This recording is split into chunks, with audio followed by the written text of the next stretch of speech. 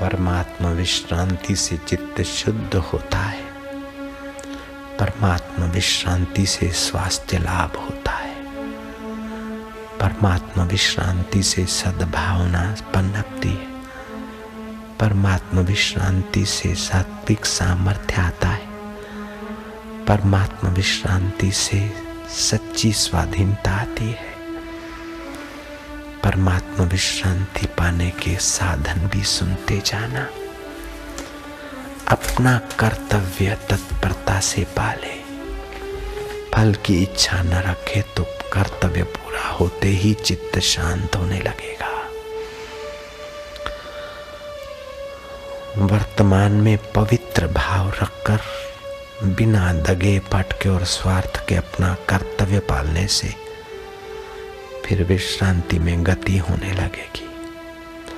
संसार की इच्छाओं को अलविदा करने से भी, चाह रहित होने से भी विश्रांति में प्रवेश मिल जाएगा। विश्वास पूर्वक अनंत की कृपा चाहने से, अनंत को प्रीति करने से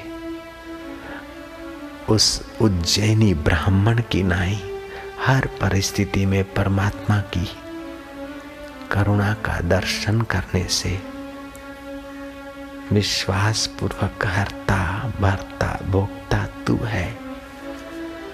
अमीर दिखे चाहे गरीब दिखे, दुराचारी दिखे चाहे सदाचारी दिखे, अपना दिखे चाहे पराया दिखे, शुभ दिखे चाहे अशुभ दिखे, सबकी गहराई में तेरी सत्ता है।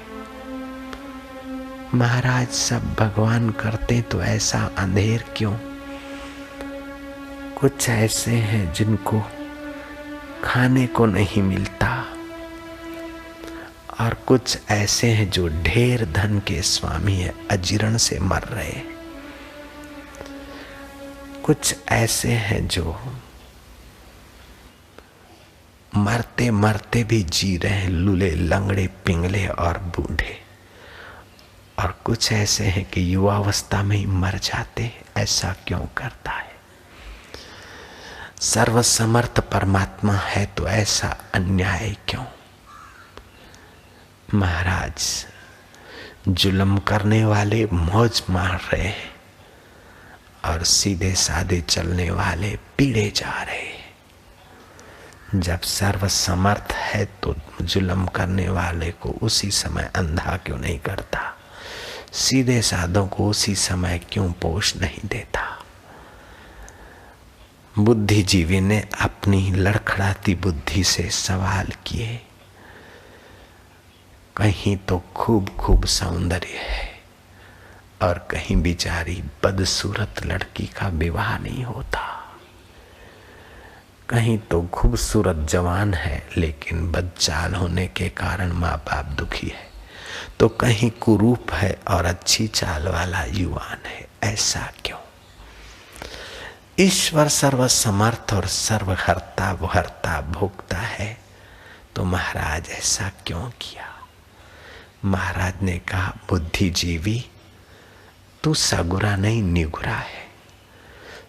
ब्रह्मवेता सद्गुरु का ज्ञान तेरे पास नहीं, इसलिए तुझे उसमें खोट दिखती है, उस सृष्टिकर्ता में।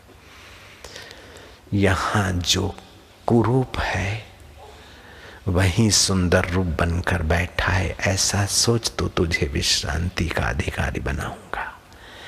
यहाँ जो गरीब लाचार मोहताज है वहाँ वो सेठ और शाहूकार होकर भी वही बैठा है। यहाँ बदचाल बेईमान होकर जो दिख रहा है वहाँ सुंदर और सुचाल रूप में भी वही तेरा प्यारा है।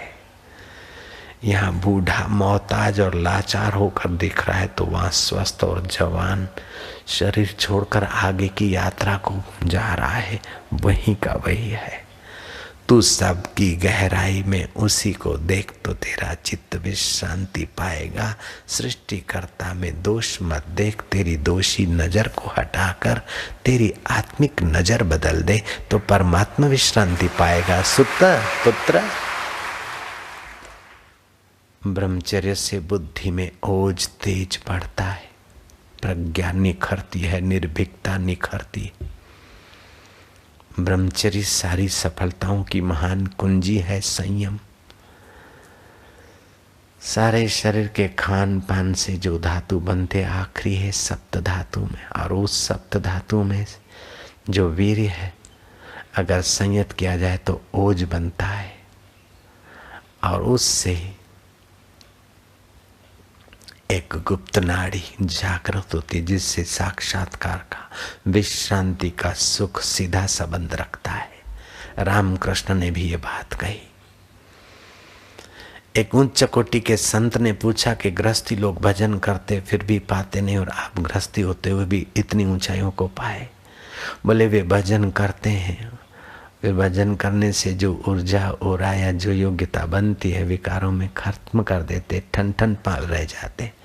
मैं शादीशुदा होते हुए भी मैं शक्ति का ह्रास नहीं होने देता हूँ, इसलिए रामकृष्ण ठाकुर भगवान रामकृष्ण होके पूजा जाता हूँ। दिखता हूँ गृहस्थी, वो बाजार से गुजरता है लेकिन खरीदार नहीं, गृहस्थ के व्यवहार में रहता है लेकिन विकारी नहीं है। ऐसा कोई पुरुष विरला ही होता है। आइंस्टाइन से पूछा गया कि तुम इतने महान कैसे बने? आइंस्टाइन ने जाकर बताया कि देखो मैं पतंजलि मनोविज्ञान, फ्राइड तबाही का मनोविज्ञान नहीं, पतंजलि का संयम बढ़ाने वाला मनोविज्ञान। ब्रह्मचर्यम प्रतिष्ठायम वीर्यलाभ सर्वलाभ, मैं ये पढ़ता हूँ और ऐसा करता हूँ। पिछले 4 वर्षों से पत्नी के साथ संबंध नहीं किया है,